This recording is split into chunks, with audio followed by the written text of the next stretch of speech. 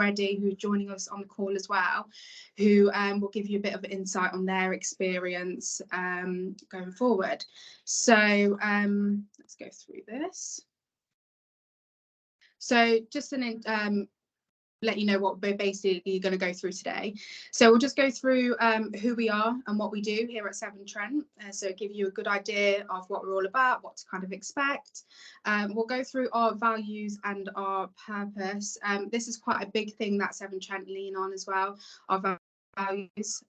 So this will be a good one to get ahead and get to know on your radar as well. I'll give you a little bit of an insight on all the programs that we do here at Severn Trent, all across the business, STEM programs, operational programs as well. And then we'll go through a bit of the assessment centres and the selection process and how that kind of works when obviously you do apply to do an apprenticeship, and how that all goes about all the way up to your offer and obviously your start time as well. And then just a bit about what's next. So we've got a couple of people on the call to kind of help me out today. So just to introduce myself. So my name's Mary Jane, and I basically help run the apprenticeship programme alongside my manager Dawn, and we look after all of the apprentices across the whole business, and we kind of help between you guys, your providers, your managers, your mentors, to make sure that you have a really smooth transition from start all the way to end point assessment. So anything that you kind of need, I will be your main point of contact. On the call as well, we've got Charmaine. I don't know if you want to give a quick wave, Charmaine. And she's our school engagement and work experience lead. So you might have seen her already out and about in some of your schools. She helps out with a lot of kind of getting us out and people knowing about Severn Trent apprenticeships and all sorts of stuff and work experience and all of that lovely stuff. Then you've also got Peter, who's on the call. Peter, do you want to give a quick wave? I don't know if he's on there. And Peter is our resourcing consultant. He did work with the new talent team originally with us, but he's recently been promoted up to resourcing, so we're setting him go, but he still works very closely with us as well. Then you've got Liv on the call. Liv, do you want to give a quick wave?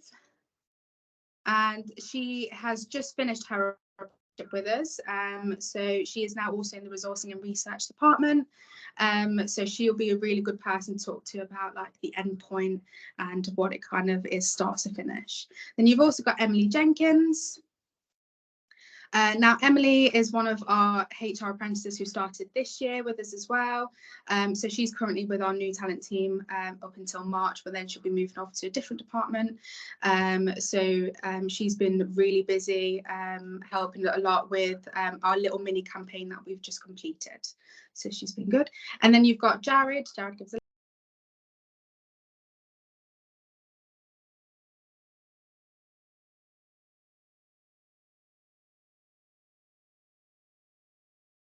Oh, sorry, MJ. I think you've muted again. Can you hear me now?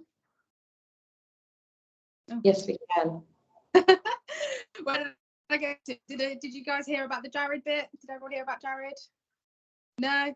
Oh, well, did you hear about Emily? Where did I mute? No, we heard Emily. Yeah. Okay.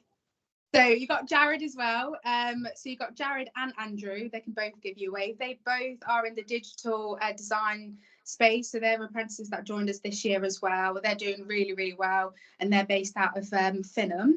Then you've got Harriet. Harriet, give us a wave. Harriet is one of our amazing women in ops. So she started this year as well. And Harriet, where are you based out of again? I'm based out of Rushmore, which is in the Shropshire area. And there you go, she's in Shropshire. Yeah, she's doing really well as well, and she's doing an apprenticeship through the academy, so that's really good. Then you've got John, who's on the call as well. John. And John is in his second year of a maintenance tech apprenticeship with Make UK. So I always rope John into all of these kind of things because he's great. And then you've also got Josh, who's also in the maintenance tech space, but he started this year, and yeah, he'll be roped into loads of these things as well because he's doing really, really well. So that just gives you a little bit of an idea of who's on the call. We'll go through a little bit deeper about each individual one a little bit later, but that's just a little bit of an introduction to everyone. So I'll just hand over to Charmaine now, who's going to have a quick chat to you about who we are and our space. Thanks, Mary Jane. Hi, everyone.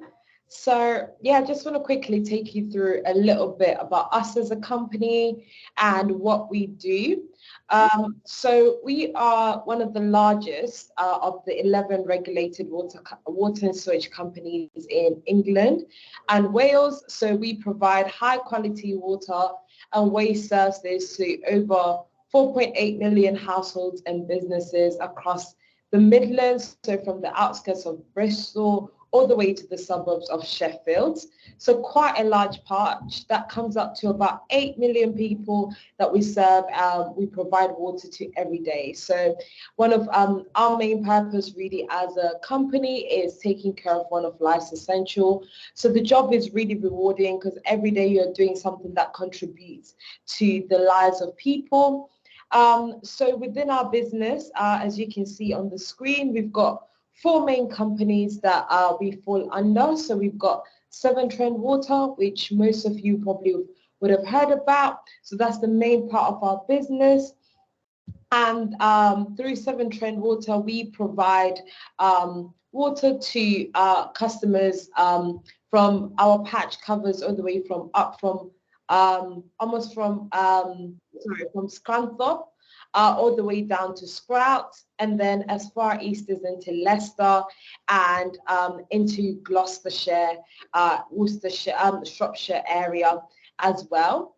And then we also have the Welsh arm of our business, which is HC. I won't try and embarrass myself tonight and pronounce the name, but that's essentially the same as Severn Trent Water, so providing water and waste services to our Welsh customers. As you can see, that's the green patch on the map. But then we also have other aspects of our business maybe you might not be so familiar with. So we've got Severn Trent Services, which is our non-regulated part of our business, and they work with private contracts to provide water and waste management services as well. So we've got bioresources part of the business. We work with contracts like the Ministry of Defence, so providing water and waste services for them, and also the Core Authority.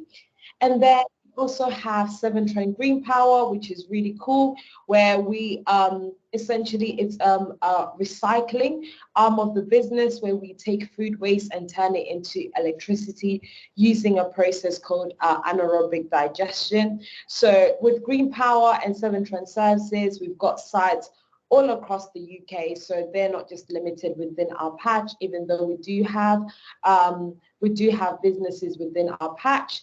And with this, we also have some of our roles that would fall into this part of the business as well. So with that, our company purpose is really, we're all passionate about being performance driven, so providing outcomes that our customers care about, and also just being sustainability led. So ensuring that the things that we're doing, we're running our business hand in hand with nature, but also caring for people within our community. So we run loads of social events, we run loads of outreach events.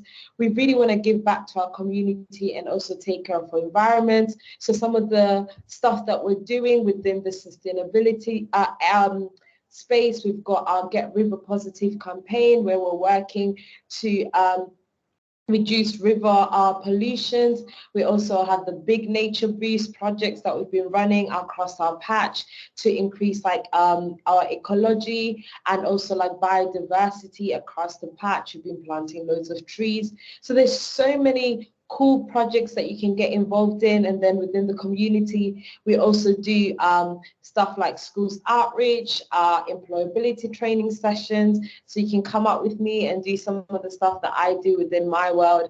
So it's a really dynamic business. There's a lot of stuff that we do. There's a lot to get involved in, and we're ever growing. So we've just submitted our prize review report for 2025. So a PR24, that's essentially what we're going to be working on over the next 5 years. And there's so many cool projects that we'll be working on through that. So it's a really exciting time to come into the business. We currently have close to just over 8,000 employees, and we're looking to grow that to become a workforce of about 10,000 people within the next couple of years. So there's so much to get involved with. So yeah, definitely check out our website. So that's always a tip that I'll tell you. Check out our website, to learn more about us. But yeah, I'll hand over back to Mary Jane. Amazing. Thank you, Charmaine. Really appreciate that. Perfect. Let's have a little chat about our values that obviously we've briefly touched upon. So we've got 4 main values. So we've got taking pride, embracing curiosity, having courage, and showing care. Now I can go on and on and on and talk about all of these values that we do have, but I thought it'd be best if we push it back to our apprentices and they can kind of link our values into their everyday work in life. And give you kind of examples of how they use those values day to day. So should we go for pride first? So we pass over to Josh and John. Hi everybody. Hi guys. Yeah. So yeah, I'll start if you want. So pride for me, I would consider that as being happy to tell all my peers, not part of Severn Trent, who I work for and what I do there. And that's namely because you end every shift you do there feeling like you have made a difference. Has been referenced already how we provide clean water and treat wastewater all around the country. For me, that's something to shout about, really. Many people I've worked for before have asked me, what have I done for work? And you kind of skirt over what you actually do because you kind of just go there and collect your paycheck. However, here, I'm very quick to say, yes, this is what I do. This is who I work for. And any questions, I'm happy to answer. So, yeah, that's what pride means to me. I'll pass you over to Josh. Hi, guys. So, pride for me is the whole job. A bit like John said. I tend to do, well, I'm doing 4 weeks on, 2 weeks off. And last week, the water treatment works that I work on had unplanned shutdowns that kept recurring. So we had to take quick, rapid action to find the fault that is present and get it rectified. And when we actually did it, the pride that I felt was immense. It was just brilliant. So yeah, that's how I feel about pride. Thanks, guys. We'll go to curiosity next. I think that's with Jared. Yep. I mean, for me, curiosity, it's a willingness to learn and a willingness to find out. Recently, I was given the opportunity to lead testing on a new storage platform that my team is planning to roll out to the whole of the company. And just, if you're planning to roll something out and you're planning to test something, you really need to have that drive to find out, to learn about what you're testing, so that you're able to test it efficiently, that kind of thing. Additionally, going back to near the start of our apprenticeship a couple months ago, me and a few of the other people in my team, we went on a site visit to one of our wastewater treatment sites, and just learning about everything that, the whole process, it was, just really, really interesting to find out about. And there's so many areas and so many facets of, in this company, just being willing and open to learning about everything and anything is just, that's really important for me. Perfect. Thank you, Jared. Much appreciate that.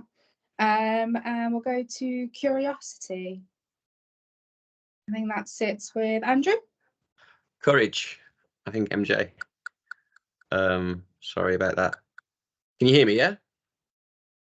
Hear you. Perfect. Hey guys. So yeah, I mean, I've been here now since about the end of end of August, doing the same Apprentice that Jared is doing as well. And courage has always been a difficult thing for me. When it comes to companies, you don't really want to make waves or start messing with the status quo or anything like that. But they really encourage it at Severn Trent. They like people to just, you know, have that courage to stand up and point out when something might be able to be done a better way, or certain processes, or, you know, anything like that. Take charge of these various opportunities that you get given.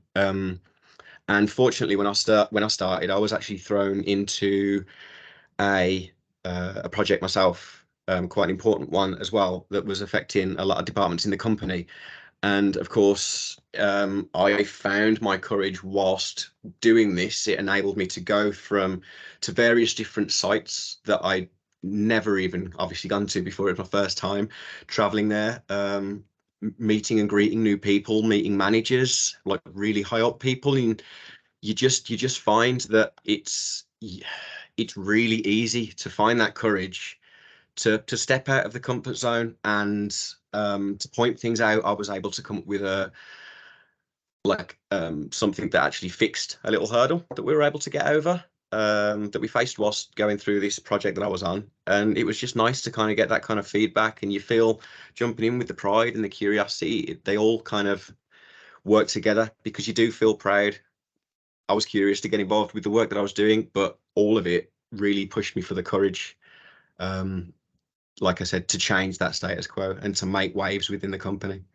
Severn Trent really love you doing that sort of thing, because of course it could you could find out a new way of doing things that they might not have thought about before. So, but yeah, even this talk, as you can maybe tell, I'm not the best at public speaking, so this took a bit of courage to do, but it's all part and parcel. It's brilliant. It's great fun. Well, you're doing well, Andrew, so thank you. Thank you. And then last but not least, we'll go through care with Harriet. Pardon me. I mean, showing care is really at the heart of my everyday work. I think that you have to show care in the work that you do to make sure that you are providing your customers and, you know, the environment with the best service you can. I think that Severn Trent's a company that really does care about its customers and its employees as well. You know, every day when I go into work, I feel like my team, my manager, my senior tech, they're always asking, like, how are you doing? Are you finding things okay? And that's something that you pass on to other people as well. You know, it really feels in this company like you're cared about. And I think that's really important. Sorry. No, that's perfect. Thank you, Harriet. So I hope that everyone kind of got a little bit of a gist of some of our values. Obviously, we've had the screen up as well for you to have a look through some of the little points, but the values are really, really important to Severn Trent, and it's kind of like what we live by. You know, if you can show all of these kind of things, then it kind of just makes you a good colleague and a good person to work with, and you know, it's something we base quite heavily on that. Obviously, one of the things as well within Severn Trent that we get rewards and like shout outs from random different people, and it's all based on our values, and sometimes obviously management can reward us for that as well, so it's quite nice. It's nice that, you know, it's kind of at the forefront of a lot of things that we do. Perfect. Let's move on. So what does an apprenticeship look like at Severn Trent? So first of all, it's a real job. It's a permanent contract, so you're guaranteed to have a role at the end of your apprenticeship program. Okay, you get all of pretty much the perks of the job. Obviously, it all depends on pay grades and things like that, but anything that we're kind of entitled to as normal employees, all of the apprentices are entitled to that as well. And you obviously get your real qualification as well. So your apprenticeship goes through a training provider that we kind of hire in, and you get your actual qualification and like a certificate and all of that stuff at the end. The same as if you were to do a degree as well, you'd still get a degree right at the end of that apprenticeship. It's made out of 4 elements. Enrolment. So that's obviously enrolling you onto the program. Off the job hours is basically throughout your apprenticeship, you'll log all of the kind of do. And then after that, you've got your gateway as well and your endpoint assessment. So the endpoint assessment is basically like the final piece of work, final exam to finish your apprenticeship off. It's just some other bits as well that you might be interested in. Obviously, you get your annual salary increase just like any other employee. So each year we all get a little bit of a pay rise, which is nice. Company bonus as well. So everyone is entitled to the company bonus. It all depends on how long you've been here, but usually when you do start your apprenticeship with us in that September area, you will be entitled to the bonus the next year. The brilliant people is what I kind of spoke about a little bit earlier, when you get to kind of nominate people for like a good job they've done against our values. And then you've got like wraparound training, community volunteering. So everyone's allowed, is it 2 volunteer days a year? And you get to go out into the community and kind of give back a little bit, which is nice.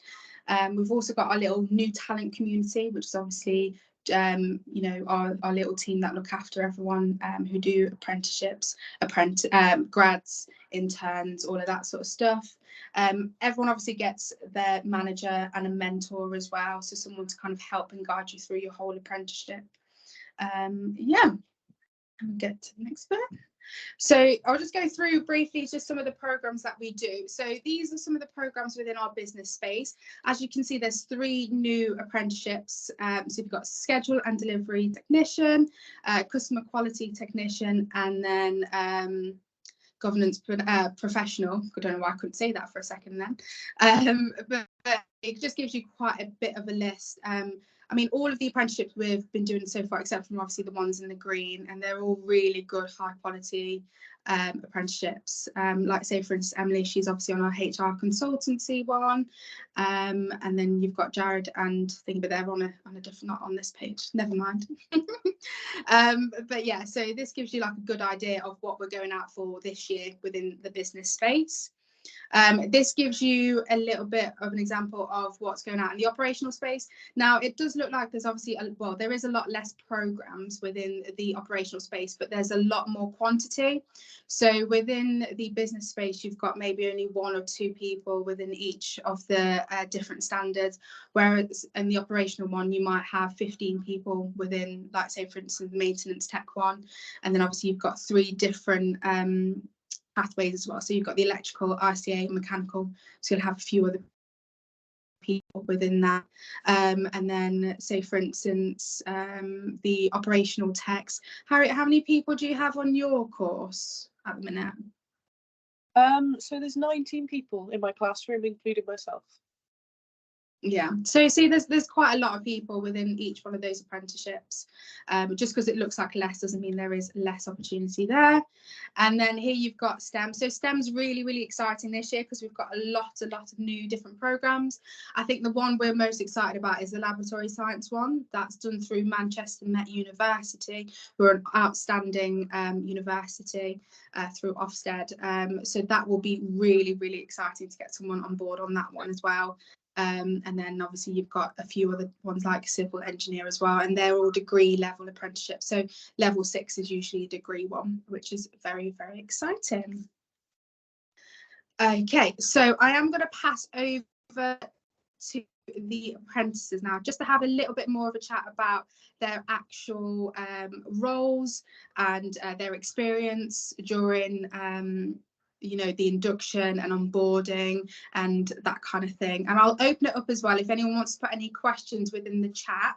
I'll open it up to that if you've got any questions for the particular person that's talking. And we'll start off with Emily, if that's okay. Yeah, no problem. So hi guys, my name's Emily. I am an HR consultant apprentice. So at the minute I'm currently in the recruitment team. So I actually work very closely with MJ as I'm in new talent as well, more specifically, as recruitment's quite a wide department. I'm based out of STC, which is our headquarters, so it's a big office. And I joined in September, so I've only been here for about 2 months, if that really. So and I've done a lot so far in that time. So you do get to be involved with lots and lots of different projects as well. So you're not just focused on one area. And throughout the HR consultant apprenticeship, which is 2 years, I get several different placements. So I'll be trying out lots of different departments as well. Amazing, thank you, Emily. Has anyone got any questions for Emily on the HR space or anything like that? Peter, have we got any questions in the chat? Not yet. No? Anyone got any questions? Feel free to speak up now, or forever hold your peace. No, who would like to go next to share a bit about their apprenticeship?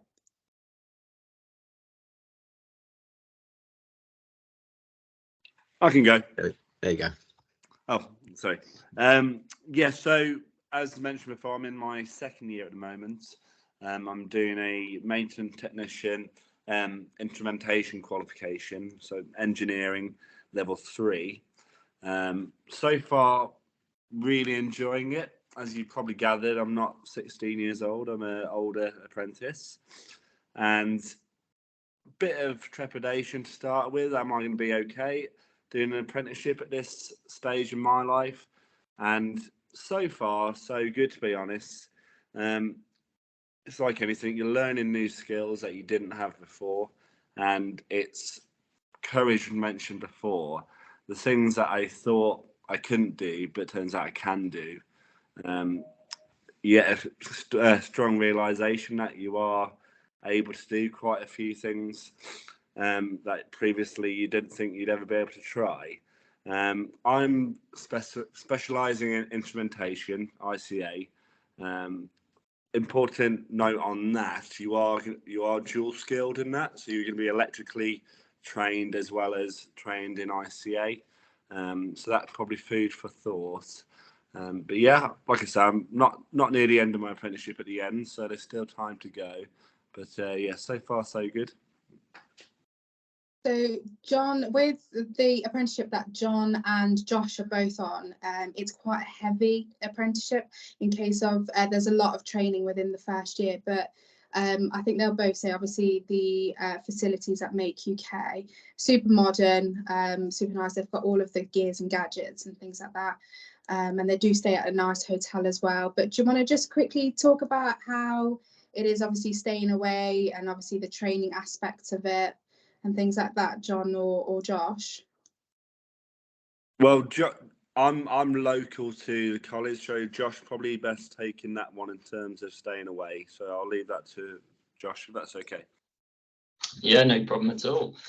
So obviously we do 4 weeks down in Birmingham at the training centre, 2 weeks back on site. Now there's a group of 14 of us that are based at Make UK, and it's brilliant. We've all made great friends within the group.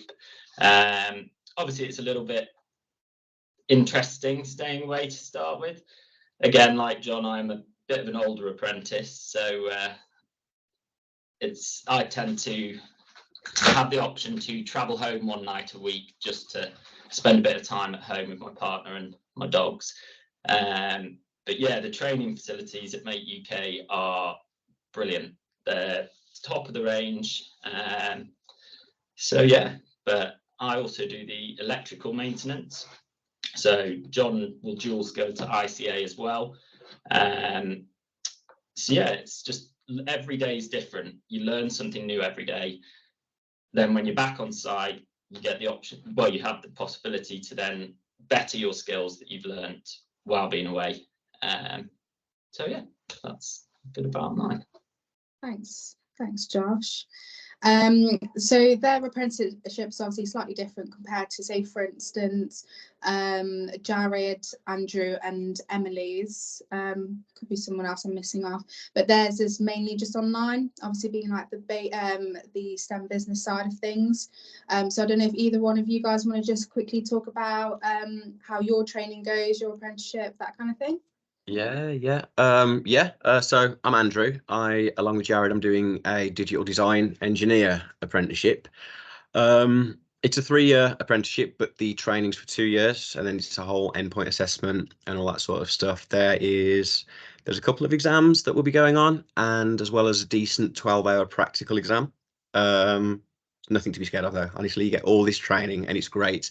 It's mostly, so my role's mostly based around 2D CAD design, and it will be developing into 3D CAD design, designing site hazard plans or pipe work layouts, that sort of stuff. You get a sketch off an engineer and you mark that up in AutoCAD. We'd have the one lesson a week, which is like MJ was saying, it's online. The tutors all have, like our tutor at the moment, he's got around about 17 years in experience in the industry, so he's very knowledgeable. You get a lot of support, and as well as that, aside from the actual course itself, we've been given training in AutoCAD that was given to us by Severn Trent.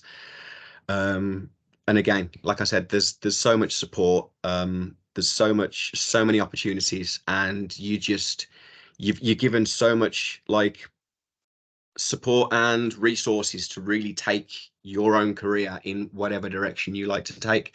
I know I'm about 2 months into this apprenticeship now, and I'm already looking forward to finishing it so I can hopefully progress into even further education. And again, I don't know if you can tell, but like the previous two chaps, I am an older apprentice as well, and I found it might be daunting to start off. You think apprentices 16, 17, so on, but no, it's not like that anymore. I felt so welcome in Severn Trent from day one. Perfect. Thank you, Andrew. Thanks a lot. Harriet, what about yourself? Obviously, you're a woman in ops. Obviously, your apprenticeship is through the academy as well. So that's slightly different. So you're at the academy once a week per month, isn't it? Yeah, so I mean, it's all kind of just put together. So you'll have about 3 or 4 days in a month where you'll be at the academy. You get put up in a nice hotel, and yeah, you're all sort of taken care of. It's not too heavy on the academy side of things. You know, the rest of the time you'll be spending on site. I have a mentor, but I also have a man that manages my site, and he is like a secondary mentor, and he's absolutely lovely. Everybody takes really good care of you and helps you along with your learning and stuff. And I think one of the things I really enjoy is that you know, your progression and the speed in which that you go through your course is kind of really up to you. In my course, at least, you've got the option to hit your EPA sooner if you sort of get enough knowledge and you think you're ready to. EPA being endpoint assessment, sorry. And so you're really kind of in control of your learning and how far you want to take things, and like, you know, the direction that you want to go in the company. And you've got so much help, and everyone's really, really nice. So that's, yeah. Perfect. Now I'm just conscious a bit of time, but I do want Liv, if you just mind saying a few words, because you've just finished your apprenticeship recently, haven't you? So you've just come through endpoint assessment, you've made it through, you've done really well, now you're in the workspace. So how was that for you in terms of obviously from start to finish? So I came in as a HR apprentice, so that was 2021, so it feels like ages ago now. But honestly, I've had like the best time. I think you get the opportunity to get involved in so much. So as Emily mentioned earlier, as in HR, you spend time in 4 different teams. So I got to go into HR business partnering, recruitment, reward, and HR hub, which is our like advisory side. So you like gain so much experience and meet so many people. So yeah, it's just amazing. But I've come off scheme now into the exec resourcing team, so it's more like senior hires. But yeah, I love it. Perfect, thank you. Lovely stuff. And is endpoint as scary as everyone makes out to be, or is it all right, Liv? Honestly, no, it's not scary at all. I think when I started, I think you just assume the worst, but honestly, it's fine. Like, you've got so much support around you. Yeah, it's all good. Perfect, thank you. I know that I've not gone around to everybody, but at least that gives you kind of an idea of some of like the first-hand experiences of some of the apprentices we've had, what we have got on scheme at the minute, and obviously Liv's finished with us now as well. Has anyone got any questions right now before we move on? Peter, did we have any questions in the queue? No, we do not have any questions yet. No worries. Hopefully we'll get some questions at the end. Perfect. So I'm going to hand back over to Emily. And now Emily's been working really, really hard on this. So she's been really doing this side of things, so the assessment and the selection process of how things are. So when you go to ahead and apply, all the way over to when you actually go and do your assessment centre, and how you get selected and so forth. So Emily's been doing this for the last 2 months, so she's the perfect person to run through it with you. So Emily. Thank you. So the assessment and selection process. So I guess the first thing to say is it's not as daunting as it seems, I promise. And one of the main things that we try and get out of the whole process is just a little bit more about you. We really want to see you as a person and your characteristics and your skills and like what drives you and your motivation. So as the guy said that they didn't feel like typical apprentice, slightly older. Obviously, a lot of the apprentices that we have are slightly older, but we also do have some that are 16 and have just come straight out of school. So we are aware that not everyone is has got, you know, loads of experience behind them or loads of practice doing things like interviewing or applying for jobs. So we're trying to make our process of attraction and selection as easy and as openly available to everyone that we can do, so that we can make sure that we everybody has access and the ability to come and work for us. So the first part of the process is your online application. So this does take some time, but I promise you it's worth it. And depending on the role that you applied for, you'll either have to do a little bit about yourself and then do the online assessment and possibly a working with numbers test as well. But not all roles require the working with numbers test. And then after you have done your application, so these will open on the 8th of January, as you can see on the screen here. And the online applications will be open until March. So when they close in March, hopefully you'll have your application in by then. But if it does close, you need to make sure that it's finished before the close date. And then after the closing date, we would shortlist some people from the online applications. And we will create a talent pool of candidates, and hopefully it will be one of you, and we will invite you to an assessment centre. So the assessment centres, you'll get called by one of us in the new talent team, and we will invite you out for an in-person assessment centre now that COVID is hopefully out of the way for the foreseeable future. And you will come and to one of the locations. It will hopefully be the same location that your job role is based at. Otherwise, it will be one just a short distance from the your base location. And it will just consist of either a morning session or an afternoon session. You will meet the hiring managers, you will have a group task to do with the other candidates, and you will have a strength-based interview as well.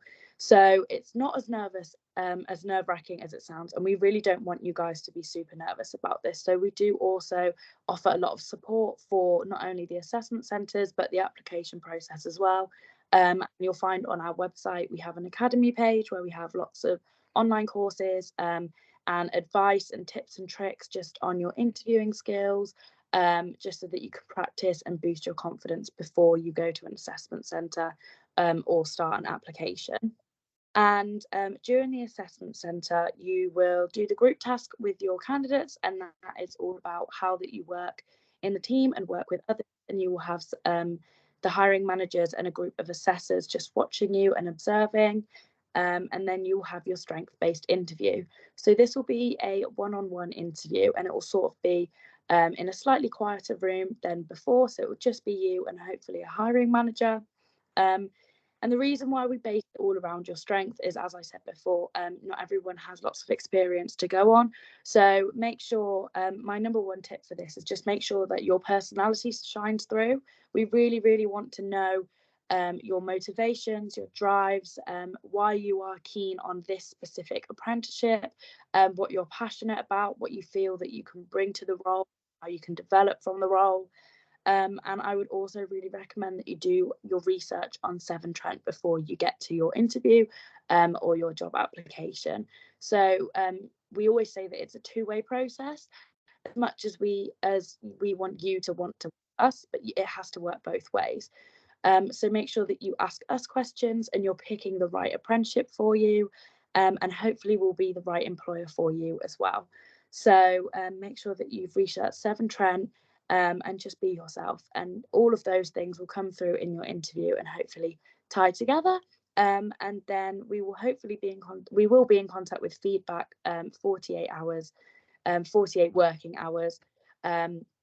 So it will either be a feedback call where we will give you some constructive feedback on how you can boost your confidence and how you can come back even stronger for hopefully the next application that you do if you aren't successful, or you'll get a call saying that we are offering you the apprenticeship and that you were successful from your interview. And from there you will be onboarded and the start date, and you'll know your start date, and then you'll just start in the role as well. So I think that's sort of everything covered. Yeah, just hopefully you'll find an apprenticeship that you're passionate about with us. And we have lots of options coming in January. So just mark your calendars, January the 8th. And you can have a little look at the apprenticeships that we typically offer each year as well on our website now. So you can go and have a look, register your interest and find the one that suits you the most. Perfect. Thank you, Emily. So yeah, hopefully you guys got a little bit of an idea of how it kind of works. Obviously, you've got the time in front of you. Slightly is changing this year in terms of the 48 hours. So how it will work, assessment centres are usually will now be from either a Tuesday, Wednesday or Thursday. And then on the Friday is when we'll make all of our calls, and you'll know. So if your assessment centre is on a Tuesday, it'll be slightly longer than 48 hours. But by the end of that week that you've done your assessment centre is when you'll know if you've been offered a position, or if we give you some good constructive feedback for hopefully going on forward. Okay. Has anyone got any questions regarding that, or should we save them till the end?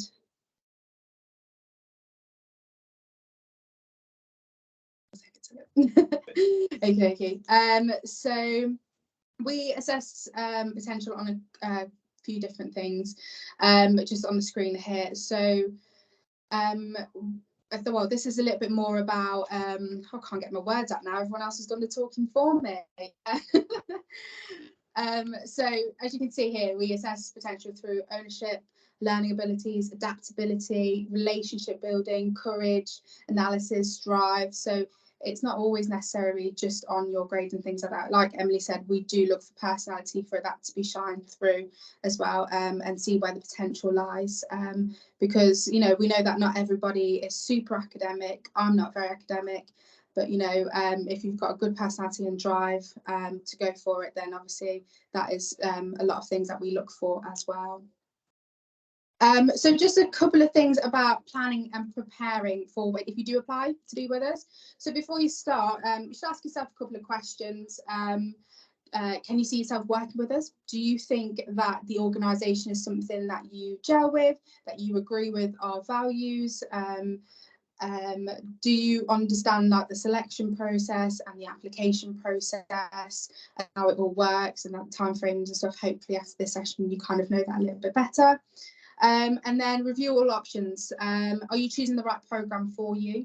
Obviously, one of the main questions we do ask as well is because we've got so many different programmes, can you apply for more than one? Yes. But the advice I'd give you is don't apply for every single one. You know, it's good to see kind of where your interests lie. So if it's in the operational space, keep it to the operational space. Or, you know, it'd be funny if you apply for an ops space and then you also did HR and then you also did digital design and then, you know, which it's fine. I'm sure, you know, some people have loads of different interests, but don't go applying for every single one just to be part of the team. Just really think about what you would like to do long term and where you would see yourself thriving. Planning and preparing. Just think about some of the bits that we said as well. A lot of the questions that we'll ask are also based on our values. So again, keep that in mind, keep that fresh.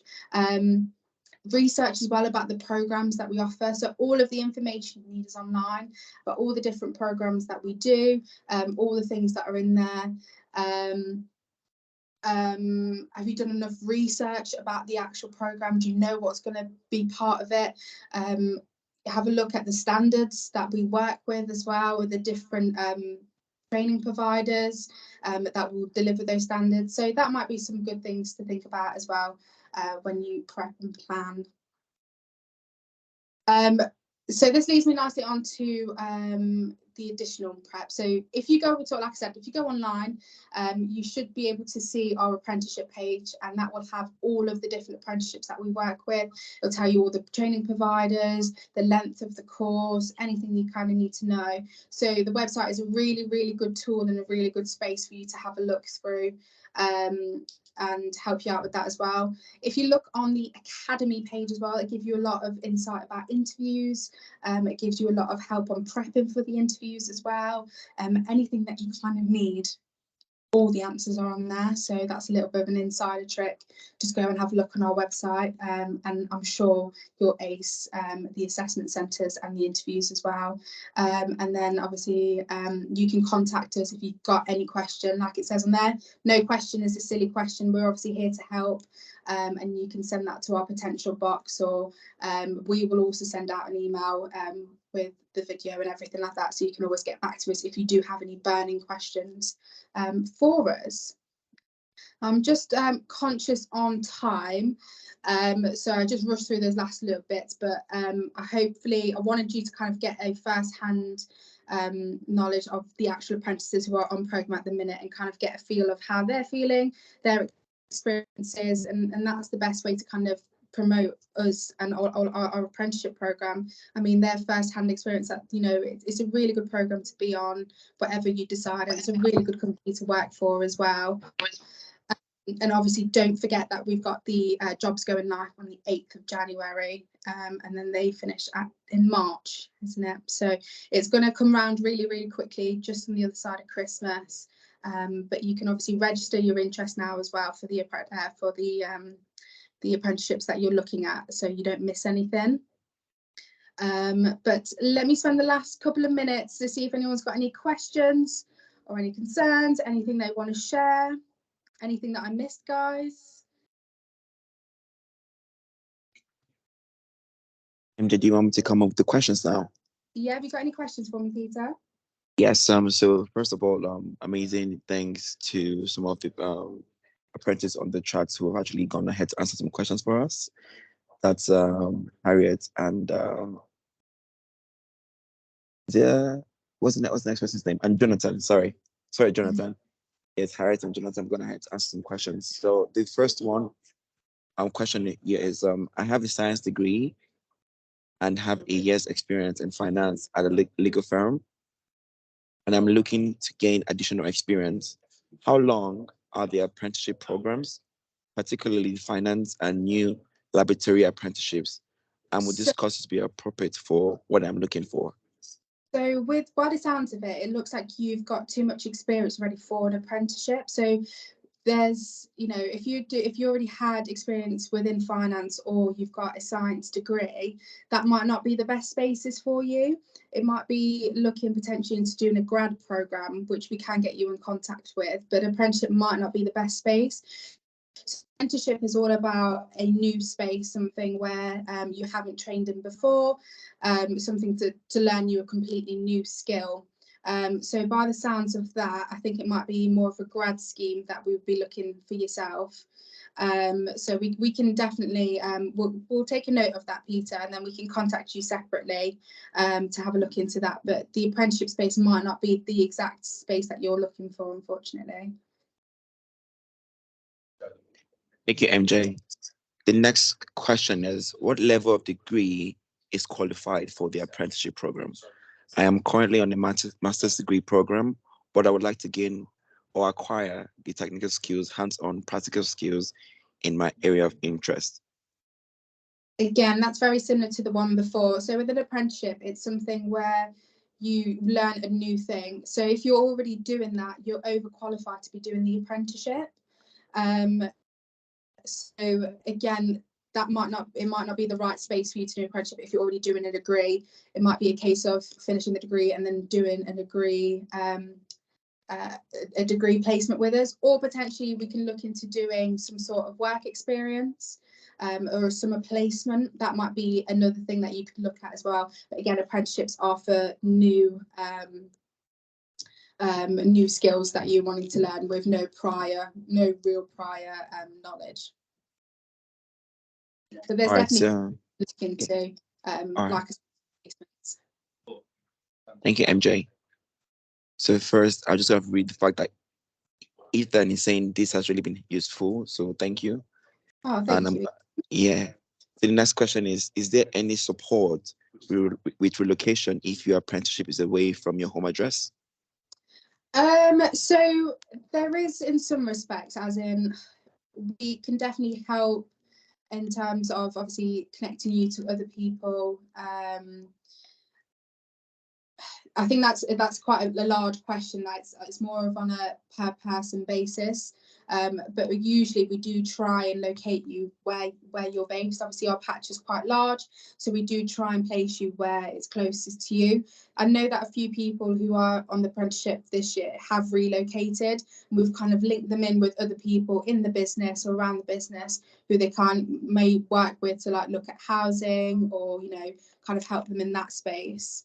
But yeah, it's all on a one person basis, so we kind of look at each thing, but definitely we can support in terms of connecting you to the right people. Thank you, MJ. Harriet has gone ahead to answer some other questions. So another question here is, what's life like on the apprenticeship scheme and staying away from home? Josh mentioned he does 4 weeks and then 2 weeks on site. And Harriet mentioned 3 days a month at the academy. Could you go into more details on the placement? Of course. So each program is slightly different. So no program's the kind of same. The only kind of structure that follows is that at some point you'll be with your training provider, and then sometimes you'll be on site. So obviously an apprenticeship is all about learning as you work, and there's different courses that are maybe more heavy based because there's so much to learn. So say for instance the one that Josh and John are on, they're with Make UK, so they are maintenance techs. So like I said, they're 4 weeks on at Make UK, so you get to stay in a really nice hotel in Birmingham. You get everything paid for, as in all your food and things like that, transport to and from the training provider, and then obviously you're at the training provider for 4 weeks. Obviously you do get to go out the weekends, we don't keep you for the weekends. But obviously we expect you to come back for that week, and then you're 2 weeks on site. Now it's like obviously then comparing to Harriet's, which is obviously only 3 days, but that's every month, because there's maybe less heavy on like the study side, and obviously it's a lot of things on site. We do try and obviously make sure that everyone has a really good work-life balance. So it all just really depends on the actual program. Say for instance Jared and Andrew, they've only got every Wednesday, but it's all online, so it does depend on which program, but there is lots of support around for everybody to do their stuff. And obviously we do try and make sure there's a really good work-life balance. We don't want you to constantly be working and constantly be at your training provider, but we like to have a bit of a balance. I did see Andrew raise his hand. I don't know if you want to say anything to that, Andrew? I was just going to jump on that. Yeah. So in addition to what you said, for example, as being office based, we literally just have one college day, which is just through Teams. That is working from home.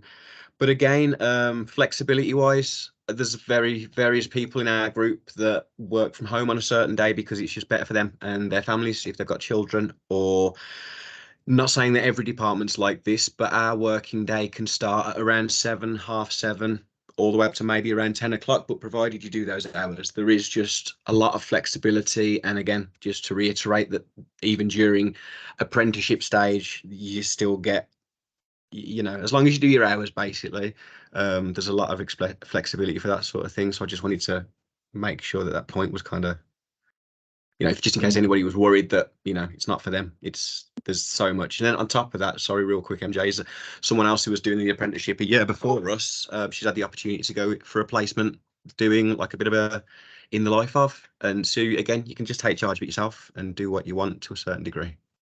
Yeah, and I just want to make sure as well that you guys know that, you know, with the Make UK, I know that was quite a large chunk. In the second year, it dies down massively. So John will be a testament to this. So you won't be there for, you know, 4 weeks on, 2 weeks on for the entire 2-3 years of the course. It is just that initial first year where, you know, you've got a lot of information, you know, to give, but then afterwards you're pretty much on site 90% of the time. So it does, again, it depends per program, but again, that work-life balance is there. But I hope that answers the question,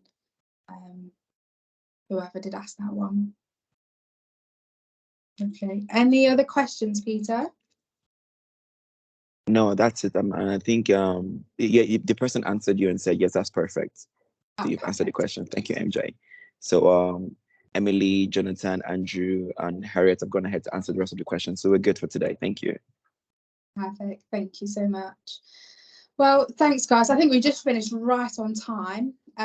So I really appreciate everyone coming on and obviously listening to us all present to you guys about how wonderful Severn Trent is. I promise we're not just being biased, we do mean it. We do love working here. It is a really great place, and we do hope to see you hopefully at an assessment centre one day, and we hope that you'll join our team. Don't forget to have a look at our website. If you have got any questions, please just get into contact with us, and we'll be happy to answer any questions. Hopefully the session has been useful and that you got some good information out of it. Apologies that it's been, you know, I had to flip through the last few little bits, but the most important thing, I just wanted you to hear from our apprentices who are currently doing it. So they're living the dream at the minute. And I wanted you to kind of hear from them, and obviously don't want me to talk all the time because that gets boring. So but yes, thank you so much everybody. If you do have any more questions, feel free to just answer them, but I know it's 5 o'clock now, so I promise I won't hold you any later. But yeah, if you've got any more questions, feel free to just pop them in or send us an email or whatever. If not, thank you so much for your time, and hopefully we'll see you in the assessment centre. Thank you. Thank you. Thank you. Thank you. No worries, thank you. Thanks, guys. Thank you, MJ.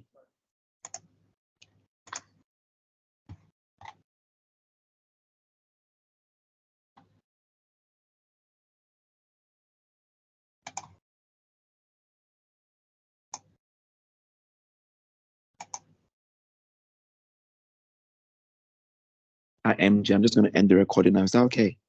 Okay, thank you, Peter.